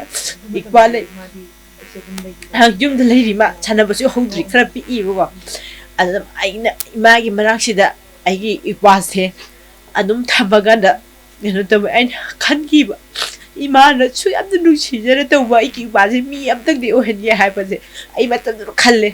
ꯈꯟꯕ ꯃꯇꯝꯗ ꯑꯩꯈꯣꯏ ꯃꯤꯒꯤ ꯃꯌꯨꯝꯗ ꯁꯩꯇꯥꯒ ꯂꯩꯔꯦ ꯁꯣꯔꯣꯛ ꯃꯄꯥꯟꯗ ꯆꯥꯛ ꯊꯣꯡꯉꯒ ꯆꯥꯔꯛꯏ ꯑꯗꯨꯒ ꯏꯈꯨꯔꯥ ꯑꯃꯈꯛꯅ ꯍꯥꯏꯗꯤ ꯂꯩꯀꯥꯏꯒꯤ ꯏꯈꯨꯔꯥꯁꯤꯡꯅꯦ ꯍꯥꯏꯗꯤ ꯑꯩꯈꯣꯏꯒꯤ ꯃꯔꯤ ꯊꯣꯛꯅꯕ ꯅꯠꯇꯦ ꯂꯩꯀꯥꯏꯗ ꯂꯩꯃꯤꯟꯅꯔꯛꯄ ꯏꯈꯨꯔꯥꯅꯦ ꯃꯥꯅ ꯃꯥꯒꯤ ꯌꯨꯝꯐꯝ ꯃꯆꯦꯠ ꯑꯃꯈꯛ ꯍꯥꯏꯗꯤ ꯃꯥꯒꯤ ꯌꯨꯝꯒꯤ ꯅꯥꯀꯟꯗ ꯃꯅꯤꯡꯒꯨꯝꯕꯗ ꯍꯥꯏꯇꯥꯔꯦꯀꯣ ꯑꯗꯨꯗ ꯄꯥꯈꯟ ꯈꯟꯕꯤꯔꯒ ꯊꯝꯃꯦ ꯄꯥꯈꯟꯗ ꯅꯣꯡꯁꯨ ꯌꯥꯝꯅ ꯌꯨꯏ ꯑꯗꯨꯕꯨ ꯑꯩꯈꯣꯏ ꯆꯦꯔꯪ ꯀꯨꯞꯁꯤꯜꯂꯒ ꯈꯥꯡꯕ ꯃꯇꯝꯗꯨꯗ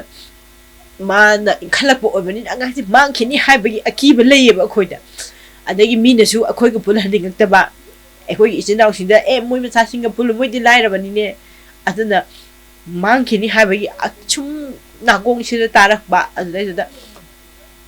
ꯑꯩꯒꯤ ꯏꯄꯥꯁꯦ ꯀꯗꯥꯏꯗ ꯆꯠꯍꯜꯂꯒ ꯃꯥꯁꯦ ꯀꯔꯝꯕ ꯂꯝꯕꯤꯗ ꯆꯠꯂꯒ ꯐꯒꯅꯤ ꯍꯥꯏ ꯑꯩꯅꯁꯨ ꯑꯩꯒꯤ ꯏꯄꯥꯗ ꯊꯦꯝꯃꯦ ꯏꯕꯨꯡꯉꯣ ꯅꯪ ꯌꯨꯝꯒꯤ ꯑꯋꯥꯕꯁꯦ ꯈꯪꯉ ꯅꯪ ꯃꯤꯒ ꯇꯤꯟꯅꯒꯅꯣ ꯏꯆꯤꯟ ꯏꯅꯥꯎ ꯑꯩꯈꯣꯏꯗꯤ ꯆꯔꯥ ꯍꯦꯜꯂꯕꯁꯨ ꯏꯃꯥ ꯏꯄꯥꯒꯤ ꯑꯁꯥꯗ ꯍꯤꯡꯁꯦ ꯍꯥꯏꯗꯅ ꯃꯥꯅ ꯀꯟꯅ ꯍꯣꯏ ꯆꯤꯆꯦ ꯃꯥ ꯑꯩꯒꯤ ꯒꯥꯏꯗꯂꯥꯏꯟꯗ ꯑꯗꯨꯝ ꯂꯥꯏꯔꯤꯛ ꯇꯝꯖꯔꯛꯑꯦꯕ ꯑꯩꯅ ꯀ꯭ꯂꯥꯁ 10 ꯂꯣꯏꯕ ꯃꯇꯝꯗ ꯃꯥ ꯀ꯭ꯂꯥꯁ 6 ꯂꯣꯏꯌꯦ ꯅꯤꯡꯊꯧꯈꯣꯡꯒꯤ ꯕꯥꯜ ꯕꯤꯗ꯭ꯌꯥ ꯃꯟꯗꯤꯔꯗ ꯀ꯭ꯂꯥꯁ 6 ꯐꯥꯎ ꯇꯝꯃꯛꯄꯅꯦ ꯃꯥ ꯑꯩꯅ ꯀ꯭ꯂꯥꯁ 10 ꯂꯣꯏꯕ ꯃꯇꯝꯗ ꯑꯗꯨꯒ ꯑꯩꯅ ꯀ꯭ꯂꯥꯁ 10 ꯂꯣꯏꯀꯥꯟꯗ ꯃꯥ ꯃꯣꯏꯔꯥꯡꯗ ꯄꯨꯊꯔꯛꯄꯅꯦ ꯑꯗꯨꯗꯒꯤ ꯃꯥ ꯗꯦꯜꯂꯤꯖꯦꯟꯗ ꯇꯝꯃꯛꯈꯤꯕꯅꯦꯕ ꯀ꯭ꯂꯥꯁ 9 ꯐꯥꯎꯕ ꯑꯗꯒꯤ ꯀ꯭ꯂꯥꯁ 10 ꯑꯃꯨꯛ ꯕꯥꯜ ꯕꯤꯗ꯭ꯌꯥ ꯃꯟꯗꯤꯔꯗ ꯑꯩꯈꯣꯏꯕꯨ ꯁꯦꯝꯕꯤꯔꯛꯄ ꯑꯣꯖꯥ ꯕꯕꯨꯔꯥꯝ ꯍꯥꯏꯅ ꯑꯣꯖꯥ ꯑꯃꯈꯛꯅꯀꯣ ꯀ꯭ꯔꯤꯇꯤꯀꯥ ꯍꯥꯏꯔꯤꯕ ꯁ꯭ꯀꯨꯜꯁꯤꯗ ꯃꯥ ꯀ꯭ꯂꯥꯁ 10 ꯊꯥꯍꯟꯕꯅꯦꯕ ꯃꯥꯅ ꯁꯥꯟꯅꯕ ꯆꯠꯂꯛꯄꯅꯤꯅ ꯂꯥꯏꯔꯤꯛ ꯇꯝꯕꯁꯦ ꯌꯥꯝ ꯀꯩꯅꯣ ꯇꯧꯔꯛꯈꯤꯕꯒꯤ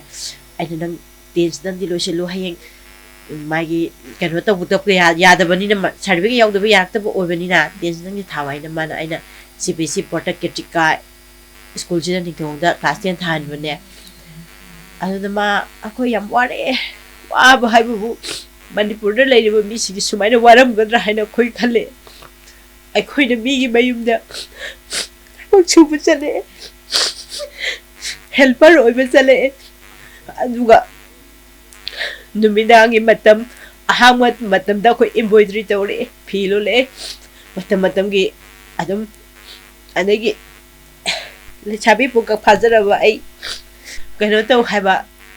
ꯑꯗꯨꯝ ꯆꯠꯂꯦ ꯏꯃꯥ ꯕꯕꯥꯅ ꯆꯠꯂꯣ ꯍꯥꯏꯕ ꯑꯗꯒꯤ ꯏꯃꯥꯅ ꯅꯥꯔ ꯂꯩꯕ ꯃꯇꯝꯗ ꯑꯩꯈꯣꯏ ꯑꯌꯨꯛ ꯅꯨꯡꯊꯤꯟꯗꯅ ꯃꯤꯒꯤ ꯄ꯭ꯔꯥꯏꯚꯦꯠ ꯍꯣꯁꯄꯤꯇꯥꯜ ꯑꯃꯗ ꯀꯩꯅꯣ ꯍꯦꯜꯄꯔ ꯑꯣꯏꯕ ꯆꯠꯂꯦ ꯂꯝꯁꯦꯡꯕ ꯑꯗꯨꯒ ꯍꯜꯂꯛꯑꯒ ꯅꯨꯃꯤꯗꯥꯡꯒꯤ ꯃꯇꯝꯗ ꯏꯆꯤꯟ ꯏꯅꯥꯎ ꯍꯤ ꯑꯃꯗ ꯇꯣꯡꯉꯒ ꯏꯟ ꯆꯤꯡꯕ ꯆꯠꯂꯦ ꯃꯥꯒꯤ ꯄꯩꯁꯥꯕꯨ ꯃꯄꯥꯟꯗ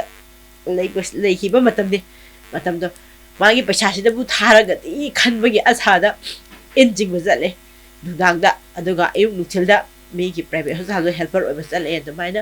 ꯆꯍꯤ ꯑꯃꯃꯨꯛ ꯆꯠꯂꯛꯑꯦ ꯃꯤꯒꯤ ꯍꯦꯜꯄꯔ ꯑꯣꯏꯕ ꯆꯠꯂꯦ ꯅꯨꯡꯗꯥꯡꯗ ꯏꯟ ꯆꯤꯡꯕ ꯆꯠꯂꯦ ꯑꯗꯨꯃꯥꯏꯅ ꯆꯍꯤ ꯑꯃꯃꯨꯛ ꯆꯠꯂꯛꯑꯦ ꯑꯗꯨꯗꯒꯤ मासे कई कई हादो हाइबोगनि माना सुमाना मान कोइने खुइमुंग याम हरावबसे कइदे हराव माना सानबा चपद चिचे आइदि मेडल लौरेने अहम से एंगोन मा दum फोल तोरेबा चिचे आइ दुइ मेडल लौरे अदगी चिचे आइ ngasi गोल लौरे सिल्वर लौरे हाबसे असिने म खुइमुंग याम हराव जगिबसे अदुदा खोगी इमुंग याम निंगमदबा अमा खंगना 2015 गी नेशनल गेम से सिदेसिदा माना सिल्वर अमगा ब्रोंज अमगा लौरखिबा केरला दा नत्रा केरला दा सानबा नेशनल गेम सिदा ब्रोंज अमगा सिल्वर अमगा लौरकपने अदुइ मतमना अखोय युमसे यामना वाबगी पैसा लेतबन मरुप ओइरगा मासे ओपंगमदेबा अदुगा मागी सानफमसिना सुमाबु ओपि रखिदे अदुना माना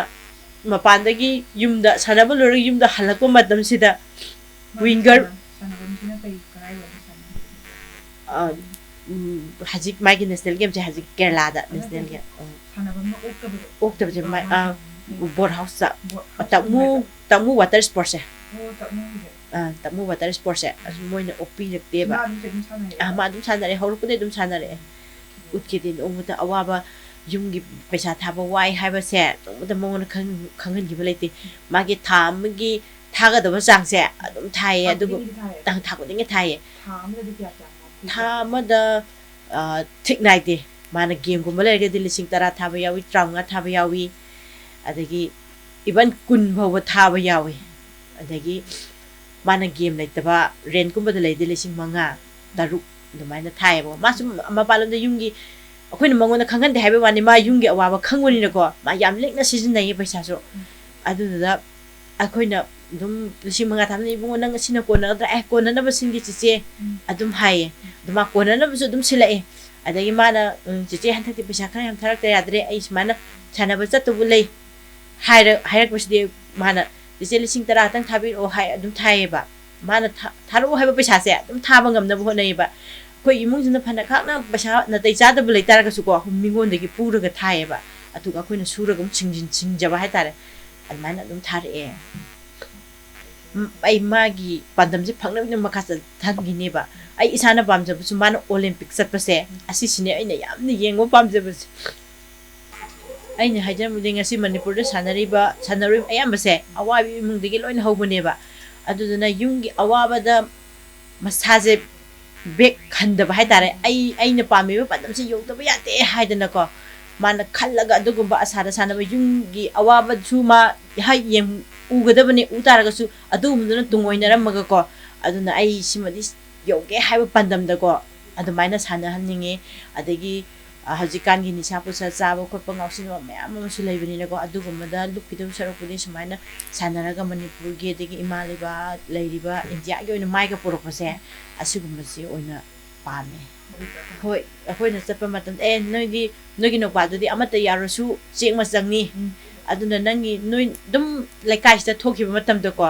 अदुम हजिकति मीना खरा हाइबिरे मतममदि नोगी नोपासिंगदुगा खोइ इचासिंग पुलहनगनु पामदे खोते हाना खोइ सादा दाइरे हाइबिरखोदो हजिकति अखोइना लाइकाइसता थोकबा नत्रगा बाजारदा चप्पा मतमजु नोइ नोपादुदि अमता यारसु मचंगनीने अदुना नोइना दुमी ओइना सेमगिदबनी हाइबगी थौगटपसिंजे असि यामना हजिकति हाइबिरे अदु खोइ याम हरावे asigi wahisi ta u phangna bu gidam akoina mabu mi oina semba khibedo adu sigi wahisi ta bada ko yam harawe adu gi harawe yam hanungai hai tai ai mi Nitesuri kawi ai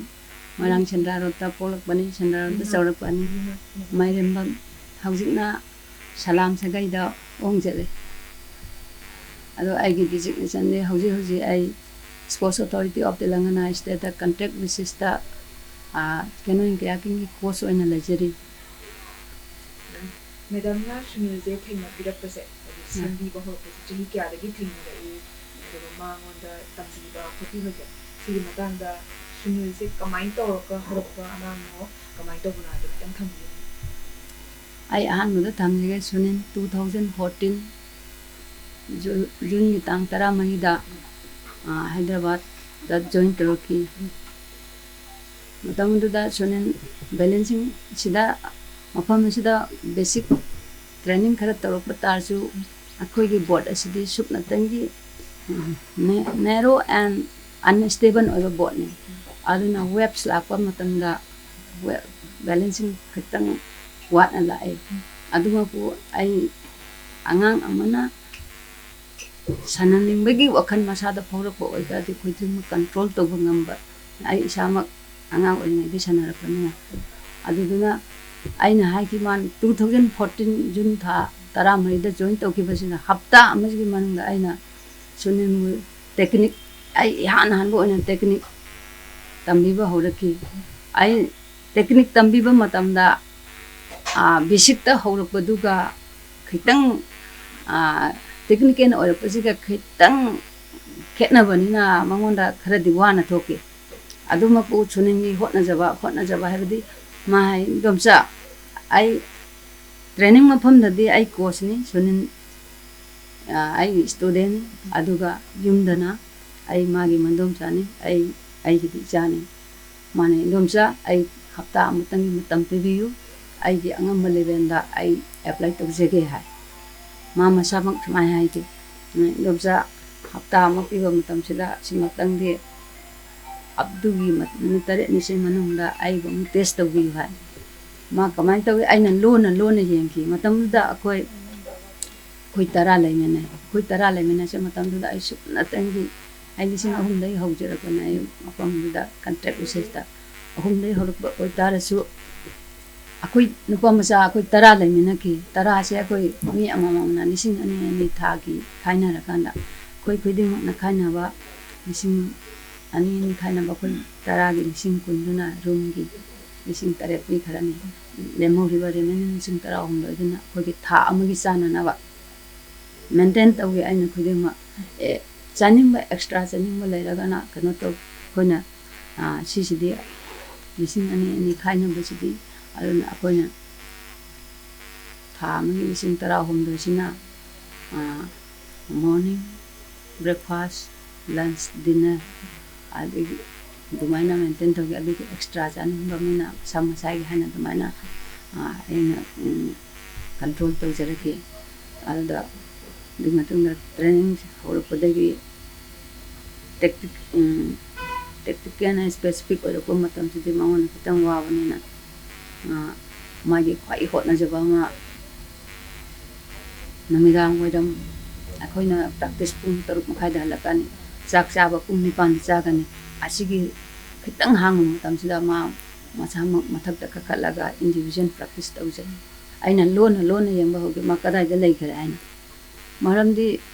aiga maga hafta mani tare ni gi matam thana ri ni aina su ma yeng chin da ba yade ma gi chu khon ja mana matam fix piri se ma ngam gadra ngam moi dara hai gi ai chu wo samo aina ai gi duty do tawgane da hafta amagi matung sida nong ji ti da ngam ai ngasi apply tawrage chum par chum da ba jeng bi wa yeng kharadi 70% cover tawrake o nang yamdare 20 to 25% ngai ra adu simaksu ai harakini asinga mabu matungda nangi performance ki dang ta adu ki schedule do tungan ba ma sem horakani an hai lai tha June tha la July tha थादगी मागी जुलाई ending सिदai my performance पीबा हो रहा है technique से पूरा चुम्मा मतुंग अदैदी मतमनुदा मागी ममांग हाना लेरंबा राकेश पुबाला दैने अदुसु हजी आर्मी ओय करे हारे राकेश ना मफमदुगी हैदराबाद को ना टॉप ओरामे टॉप ओरबा प्लेयर दुगा सुनिंगा ताना सुनिन मतमनुदा सही सुतंगी तरा मरी आइने खम सही ट्रामी मखाई मतंगाई आद अदुगा राकेश दी सीनियर सनरबा सीनियर हाबी कोई गेम सिददी सही ट्रामपन senior Singh तकनारप मतमना second um खतंग खेतना बहुरे mo ani se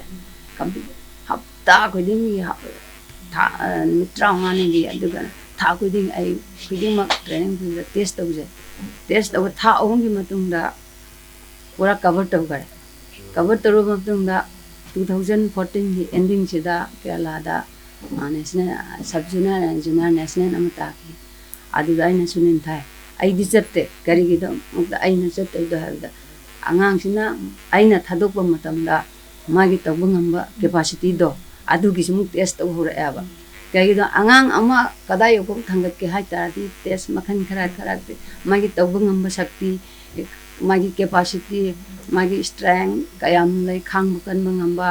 magi hot animba adu khuding mak se yengaba matungda oirakadobana ba makum pha ba haibside aduman ai ma matom da thado ko matam da ma junior da goal ani la 500 ka 1000 ga aduga silver amaga pula ke alagi aina sigi magi performance ai sana khangam 2015 kerala da kuntra manga suba national games ta ke ba matam da ai sigi ta da gi gim ja family condition ja wai ai sana khangjabnina mafam da Telangana gi oina mafan da gold da la manga pi silver da la hum bronze da la ani pi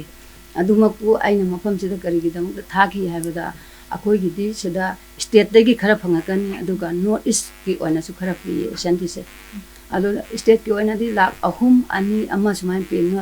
north east ki su dumai pi bi adu da north east ka state ka da gi phangak ba tar di double phangak tu ni na aku asomna ka na Telangana da la mari phang ahum phang du do somna kanda de double oraktina lakh mari de compulsory phangna aina hisab to jage aduduna aina asomda Telangana ge ona trial kumali trial overall EME RT Telangana police AP police adagi civil pulap se trial da gom tamda overall sunena first ta ke Rakesh na second ta ke Swami na taruk suba ta ke adum apu angang asigi leit lari gi khalla kanda aina Manipur ko aina somna Manipur gi association da engage tor kanda Manipur state ko aina kumale adu akoi gi Manipur gi aina su medal tili da apura tor nan gi damakta adu aina 35 national game kela da ta ki ba sida silver am ga bronze ga lawru pa horaki adu gi matungda National Games halakpaga National Games January 31st to February 14 mitra mangani pathoke adugi matungda March ki March February ending sida National Canoe Sprint Championship sub junior and senior amga ta ki Chhattisgarh da aduda su ma seniors ko male juniors ko male adu su gold ani silver ani lawba horake adagi 2016 ni national sidana senior da aina nangile nangna samak sub junior age oiri aduma ku sub junior da kumba junior da kummagi medal sidagi senior da kumba sina value heli hana adugana senior da kumal senior da all India gi oina khadigi top team oriba services team jidagi main event da ani kana goal ani phangake adudagi artillery Indian Army Hyderabad center na ma contact lakpa matam da ai sahi su dari hai ke sahi su de bo da su parents ki letter amtang pe bi ko tawje ge hai ado aina ta re ga che ga da hai kanda angang si da angang oi bani na ma amada chapa amada chama sana mi siori ki oi de ni na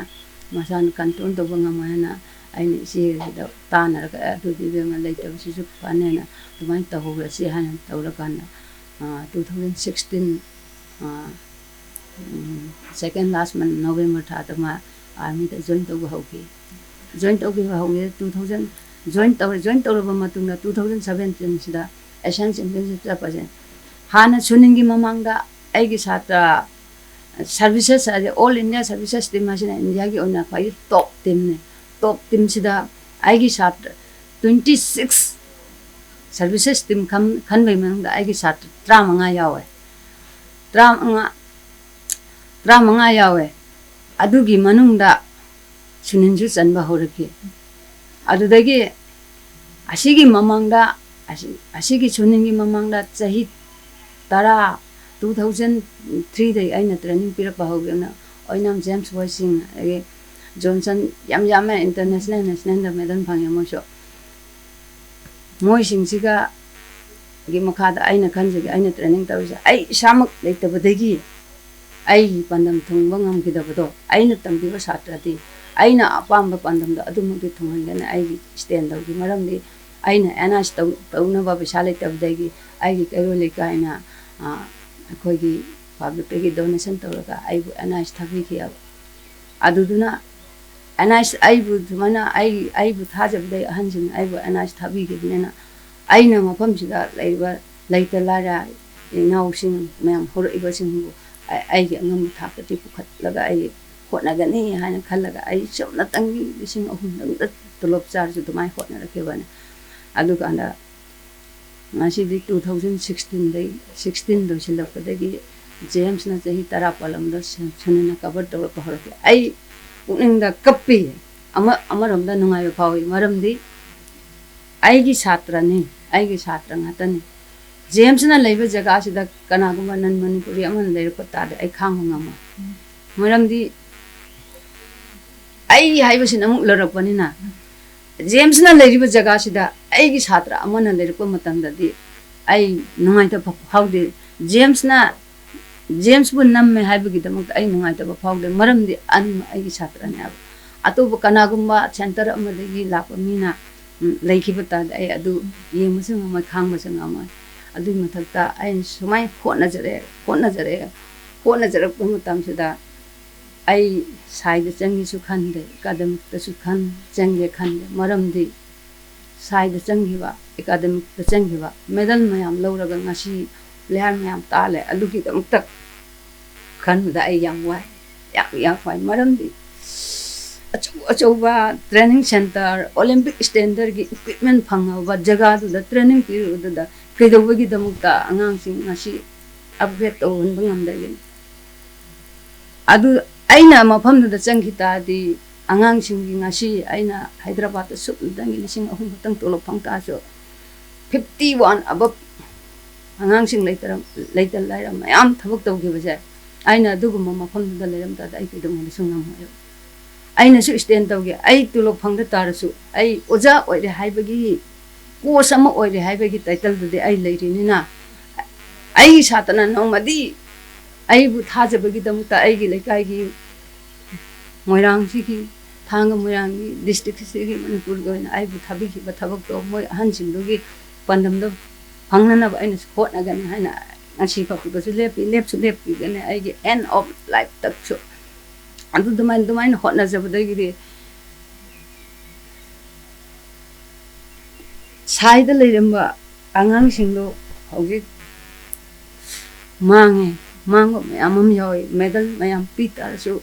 leiribo la singdo angang sing credit phangi angang singna phangapa medal singdo gi incentive kari mayam phangi ko se mana phangom to bodo kari na ba ai chapchana khange ado phangi adumaku moina credit lawri dumaina angang singdu gi life to su mai gi matam saring ai da haibadi ai thabak ama tawba je sahi 33 makhai den sahi kuni thoi bagi manungda mai gi life to mafam chana thambi ga domna ba sahi kuni thoi hen gi tare angang singdo any active service am da chang bagi as bar wadun chang bangam de ba example dang na te at last year sida ko ge murang thana le kai de ne captain singhana ma se side sahi tare de ram sub junior senior level de medal kaya piro matam da angang do thabak ki matang ya ko da kanam to tabina bole ki de ai isama ku chen chela ai chela ga angang ha ji tu oi kara ji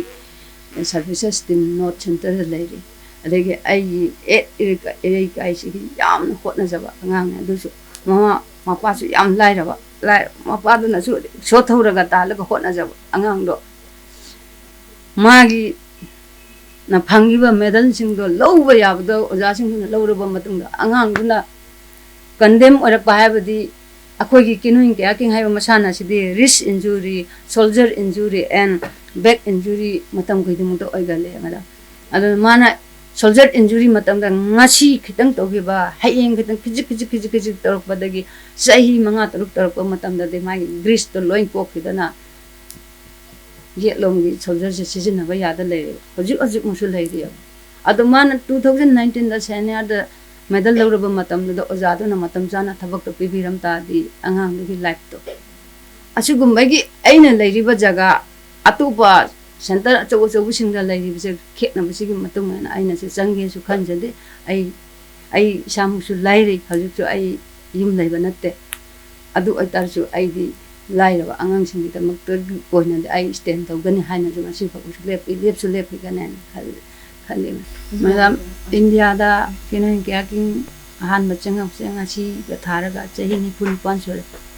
ni pun pan si ki manung da masi 1994 da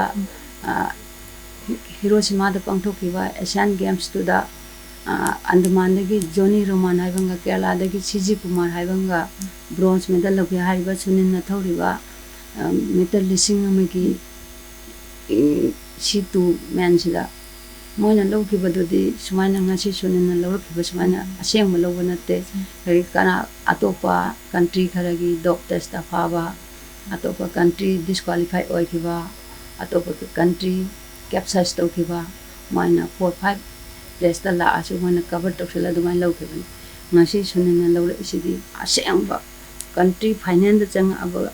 country ma panja fight to ra kanda lo ki ba medane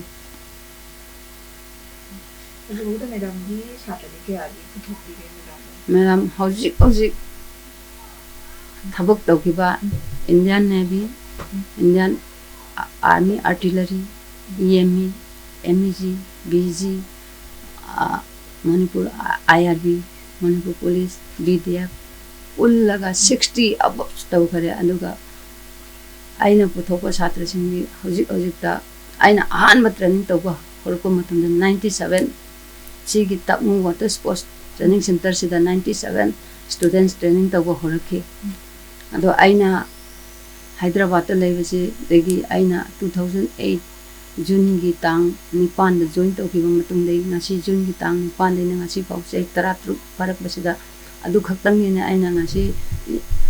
humpu gi matakta angang sing thabak oin to gare hajari se asigi matakta asigi manungda international the medal lor singwing manung nga si sunin jo chauba laibak ki amok oiba tawre sen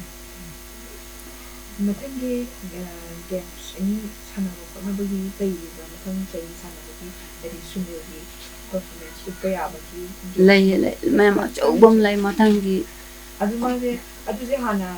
selection gum ba to ba jaga direct adum sana ba ko ya ma'am direct sana badi yaro kai gina bada ICF rule haibam leirina na hantak Asian Games da sunin mai 1000 meter da medal ma lore hana di Olympic da C1 haibdi single C2 haibdi double na C2 event je hana di Olympic da chingami hantak ki hana di 1000 meter da chingam bodo hantak di 500 ta oina on thare Olympic events da adu da na sigi amuk qualify ki dam da train to da ya de adu ki dam ta koi gi federation amadi army ki taraf te gi koi civilian myam de gi koi ji khan najari haji ai samuk la ai su sunin gai ga punna tang drama tratru te tholopun ai tang drama da bu pan da thungi Indian Canoe Association gi president bu unar dumai wari sanara lak jabana sunin loina na anuduna maje mathangi 2024 da pangthok ka duwa Paris Olympic asida akoi khoi man dum saruk yana ba saruk yana na ba gidapta man akoi haibri 1000 Paris Before Paris. Paris. asi saruk yana na bagi da hauji 1000 meter chi tu event je yoram bata di qualify oira bani adu ma ko 1000 meter chi tu je cancel to kar kana 500 chi tu da on tharak pa adu duna 500 ki sidamak ta amu fight to gadu ba in Asian country ko ana China qualify oigara adu ga country ani amaga qualify oibagi onana bagi damakta pre Olympic ama to rakhina ba adu gi damakta haudri ganda hai man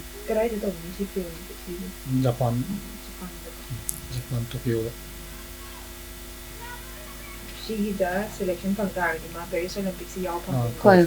di amai di double gitu dum oidera Double ga single ga sidana qualifying round double ga single ga thawudo. double ga single ga ni ma thawba da qualify oira di ko okay edu sun madam na hainingba message kai pini sana re mudi ma toita ra su oira ga su amai da yam da kai message pini di mana han thaba leitana khoi kotna bagi support pini di ai sama ko sama ona amasung yam laira ba mung dei horpon ai sama su ai ki satra sing su aina yam mafam da amadi hor ka deba ina usung mafam da aina pining ma message di ai ayuk sar ga nundang hen bo oitar su ai speed to aina to gi khali ba pandam do adu mak ta stand to gi ba adu ga loina na hona ba matam chaba tumba time keep to gi ba asi aina hol kadriba tunggi yumiren oige duma ina using da message pin